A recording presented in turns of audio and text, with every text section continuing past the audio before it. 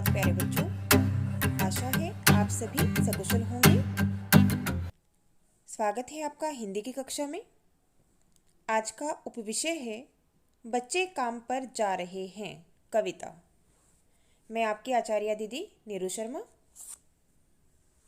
बच्चे काम पर जा रहे हैं कविता के कवि हैं श्री राजेश जोशी जी।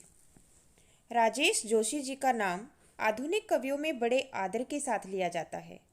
श्री जोशी का जन्म सन 1946 में मध्य प्रदेश के नरसिंहगढ़ जिले के मध्य वर्गीय परिवार में हुआ। इनकी आरंभिक शिक्षा स्थानीय पाठशाला में हुई। इन्होंने अपनी उच्च शिक्षा प्राप्त करने के पश्चात पत्रकारिता आरंभ की, किंतु कुछ काम ने जमता देख अध्यापन की ओर रुख किया। कुछ वर्ष अध्यापन कार्य करने के पश्चात पत्रकारिता की ललक ने इन्हें फिर से वापस बुला लिया। इन्होंने जीवन का गहन अध्ययन किया और उसमें व्याप्त विषमताओं पर जमकर प्रहार किया। उसी प्रकार की एक कविता है बच्चे काम पर जा रहे हैं। इन्होंने केवल कविता ही नहीं बल्कि कहानी, नाटक, निबंध, टिप्पणियाँ, नाट्य रूपांतर और कुछ लघु फिल्मों के लिए भी पटकथा का लेखन किया है। तो इसी प्रकार बाल श्रम की समस्या को दर्शाती हुई यह कविता बच्चे काम पर जा रहे हैं। कवि ने व्यंग्यात्मक शैली में बाल श्रम की समस्या को हम सबके सामने उजागर किया है और सोचने पर मजबूर किया है। बढ़ते हैं कविता की ओर। बच्चे काम पर जा रहे हैं। कोहरे से ढकी सड़क पर बच्चे काम पर जा रहे हैं। सुबह सुबह बच्चे काम पर जा रहे हैं। हमारे समय की सबसे भयानक पंक्ति है यह। भयानक है इसे विवरण की तरह लिखा जाना चाहिए इसे सवाल की तरह। काम पर क्यों जा रहे हैं बच्चे? कोहरा। कोहरा शब्द का अर्थ है धुंध। जनवरी के महीने में धुंध बहुत ज़्यादा होती है और उसी समय का वर्णन किया गया है कि जो बच्चे हैं वो नंगे पैर बिना ढंग के कपड़ों के किस प्रकार से ठिठुरती हुई ठंड में वो काम पर जा रहे होते हैं। तो इस प्रकार कवि ने बताया है कि सुबह सुबह कोहरे से ढकी हुई सड़क पर बच्चे काम करने के लिए जा रहे हैं। कवि ने पुनः इस पंक्ति पर जोर देते हुए कहा है कि बच्चे काम पर जा रहे हैं। यह एक गंभीर बात है।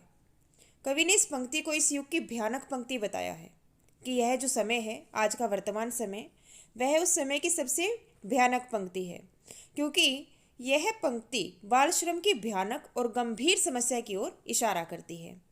इस पंक्ति को पूरे विवरण के साथ लिखा जाना चाहिए, ऐसा कवि का मानना है। लेकिन वो कहते हैं कि इसे सवाल की तरह भी लिखा जाना चाहिए कि बच्चे काम पर क्यों जा रहे हैं।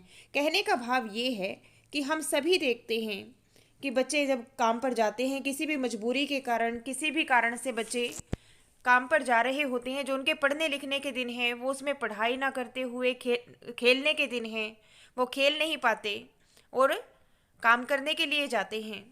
तो उसको देखकर हम सबके मन में, जो उनको इस प्रकार से काम पर जाता हुआ देखते हैं, सबके मन में यह भाव जरूर जागना चाहिए कि ये बच्चे काम पर क्यों जा रहे हैं, अर्थात उनकी समस्या को जानने का प्रयास हमें अवश्य करना चाहिए। इसीलिए कवि ने अंत में यह पंक्ति कही है कि इसे प्रश्न की तरह लेना चाहिए। सवाल का अर्थ होता है प्रश्न, कि इसे प्रश्न की तरह लेना चाहिए कि बच्चे काम पर क्यों जा रहे हैं, अर्थात हम सबको ऐसा सोचना चाहिए। क्या अंतरिक्ष में गिर गई हैं सारी गेंदें? क्या दीमकों ने खा लिया है सारी रंग बिरंगी किताबों को? क्या काले पहाड़ के नीचे दब गए हैं सारे खिलौने? क्या किसी भूकंप में ढह गई हैं सारे मदरसों की इमारतें? क्या सारे मैदान, सारे बगीचे और घरों के आंगन खत्म हो गए हैं यकायक? यकायक का मतलब होता है अचानक। तो कवि क्या कहते हैं कि क्या इन बच्चों के लिए यह जो समस्या है बाल श्रम की, इस पर विचार करते हुए कवि कहते हैं कि बच्चों को काम पर क्यों भेजा जा रहा है? क्या बच्चों के खेलने की सारी गेंदें आकाश में चली गई हैं, या फिर सभी रंग बिरंगी और सुंदर सुंदर पुस्तकों को दीमक खा गई है, दीमक ने नष्ट कर दिया है, जिससे बच्चों को पढ़ाने की अपेक्षा उनको काम पर भेजा जा रहा है। इसी प्रकार कवि ने कहा है कि क्या उनके खेलने के सभी खिलौने खत्म हो गए हैं, सभी खिलौने नष्ट हो गए हैं? जिन विद्यालयों के भवनों में बच्चों को पढ़ना चाहिए, बच्चे पढ़ने के लिए जाते हैं, क्या वे सारे भूकंप में गिरकर नष्ट हो गए हैं? बच्चों को विद्यालय में भेजने की अपेक्षा काम पर भेजा जा रहा है। इस बात से कवि बड़ा ही व्यथित है, बड़ा ही दुखी है। कवि कहता है कि वो क्या सारे मैदान, सारे बाग बगीचे, घरों के मैदान क्या सभी खत्म हो गए हैं? जहां बच्चे खेला करते थे वो अचानक कैसे खत्म हो गए? एकाएक का अर्थ है अचानक।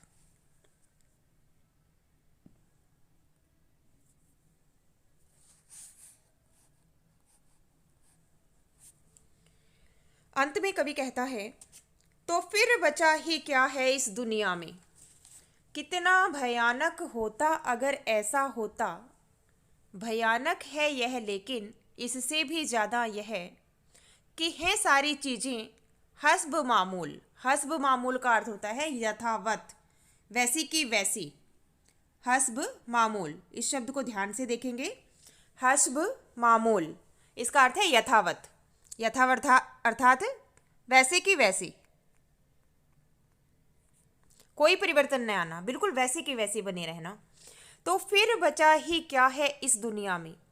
कवि कहता है कि आधुनिक युग की जो समस्या है बाल श्रम, उसका वर्णन करते हुए कहता है कि यदि बच्चों के विकास के सारे साधन ही नष्ट हो गए हैं, जब उनके खेलने के लिए गेंदें ही नहीं बची, पढ़ने के लिए किताबें नहीं बची, और जहाँ वो खेलते थे वो आंगन ही नहीं बचे, और जिन इमारतों में वो पढ़ते थे, भवन में वो पढ़ते थे, वो भवन ही भूकंप के कारण नष्ट हो गए हैं, तो फिर जब सारे विकास के साधन नष्ट हो गए हैं तो इस दुनिया में बचा ही क्या है? यदि सचमुच में ऐसा हो जाता, बच्चों के व्यक्तित्व के विकास के साधन ही समाप्त हो जाते, तो बड़ा ही भयानक बात होती। लेकिन कवि का मत कुछ अलग है। वो कहता है कि इससे भी भयानक यह है कि सब वस्तुएं और साधन यथावत बने हुए हैं, वैसे के वैसे बने हुए हैं।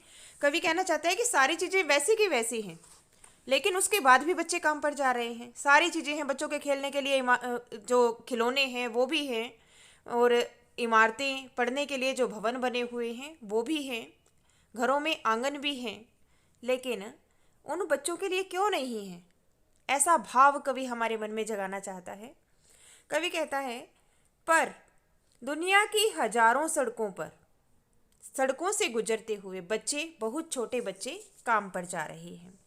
कवि कहता है कि सारे के सारे साधन जब विद्यमान हैं, दूसरे बच्चों के लिए वो सारी चीज़ें हैं, उसके बाद भी सड़कों पर, हजारों सड़कों पर बहुत छोटे छोटे बच्चे हर रोज़ काम पर जाते हैं। आप लोगों ने भी कई जगह देखा होगा कि चाय की दुकान पे बर्तन धोने का काम करते हैं, कहीं गैराज में काम करते हैं, कोई सामान ढोने का काम करता है। इस प्रकार से बच्चों के लिए बड़ी ही विदारक जो व्यथा है, बच्चों की बाल श्रम की जो सबसे बड़ी समस्या है, उसकी ओर कवि हमारा ध्यान आकर्षित करना चाहता है कि बाल श्रम, जबकि 14 वर्ष तक के बच्चों को किसी भी कारखाने में काम करने के लिए मनाही की गई है, निषेध है ऐसा करना, कानूनन अपराध है यदि ऐसे बच्चों को काम पर लगाया जाता है।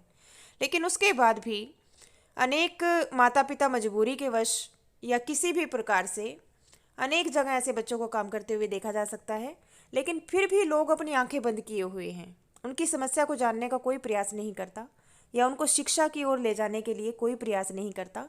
ऐसा ही भावना से कवि क्षुब्ध है। कवि कह रहा है कि किस प्रकार उपेक्षा की जा रही है ऐसे बच्चों की। तो उस बाल श्रम की समस्या से कवि हमें अवगत कराना चाहता है इस कविता के माध्यम से। इसमें कवि ने व्यंग्यात्मक शैली का प्रयोग किया है कि व्यंग्यात्मक शैली का ही प्रयोग हुआ है कि क्या सारे खिलौने खत्म हो गए हैं, उनकी गेंद जो किताबें हैं उनको दीमक खा गई है, ये जबकि है तो वो यथावत, वैसे के वैसे है सारी चीज़ें। लेकिन कवि ने इसके माध्यम से हमारी आंखें खोलने का प्रयास किया है, हमें रास्ता दिखाने का प्रयास किया है। क्या यह उम्र काम पर जाने की है? इस बालक की उम्र को देखो, इसकी कुछ भी मजबूरी रही होगी, क्या इतना बोझ उठाना इतने छोटे बालकों के लिए उचित है? इस प्रकार से समाज के जितने भी लोग हैं उनकी यह जिम्मेवारी बनती है कि इस प्रकार के बालकों की समस्याओं का समाधान करें और बाल श्रम को रोकें।